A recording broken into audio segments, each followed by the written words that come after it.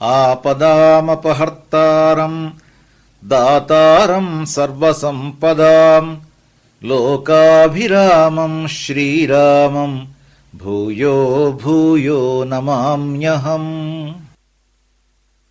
25వ సర్గ.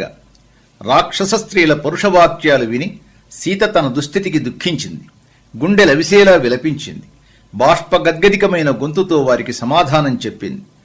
మానవ స్త్రీ రాక్షసుడికి భార్య కావటం కుదరదు.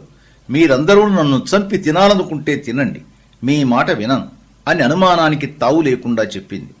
పతివ్రత నియమంతో చెప్పవలసిన మాటలు చెప్పినా మనస్సులో బాధ భయం అలానే ఉన్నాయి. రావణుడి పరుషోక్తులు, రాక్షస స్త్రీల అదిలింపులు, అనునయాలు, బెదిరింపులు, ఆఖరున రావణుణ్ణి చేరమని కఠినమైన ఆదేశాలు విని విని సీత భయంతో వణికిపోతూ ముడుచుకుపోయి కూర్చుంది. పాలిపోయిన ముఖంతో భర్తను గురించే ఆలోచించింది.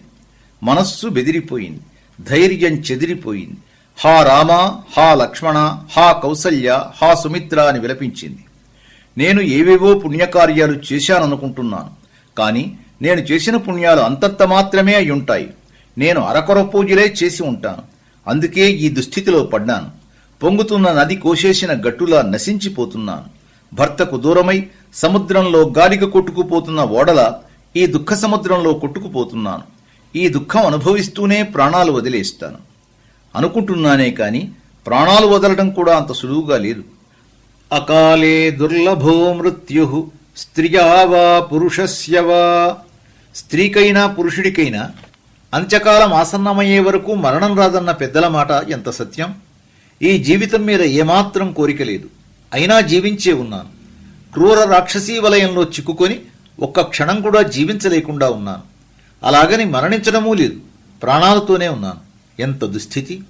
పద్మపత్ర విశాలాక్షుడు పురుషోత్తముడు అయిన రాముడి దర్శనం ధన్యాః పశ్యంతి కేవలం అదృష్టవంతులకు మాత్రమే దొరుకుతుంది. నా వంటి అల్పభాగ్యం కలదానికి ఎలా దొరుకుతుంది? రాముడికి దూరమై ప్రాణాలు నిలబెట్టుకోవడం కష్టంగా ఉంది. పూర్వజన్మలో ఏదో మహాపాపం చేసి ఉంటాను, అందుకే ఇప్పుడింత దారుణం భయంకరమైన దుఃఖాన్ని అనుభవిస్తున్నాను. ఇంతకంటే మరణమే మేలు. కాని ఈ రాక్షస స్త్రీల కాపలా మధ్య ఆత్మహత్య కూడా సాధ్యం కాదే.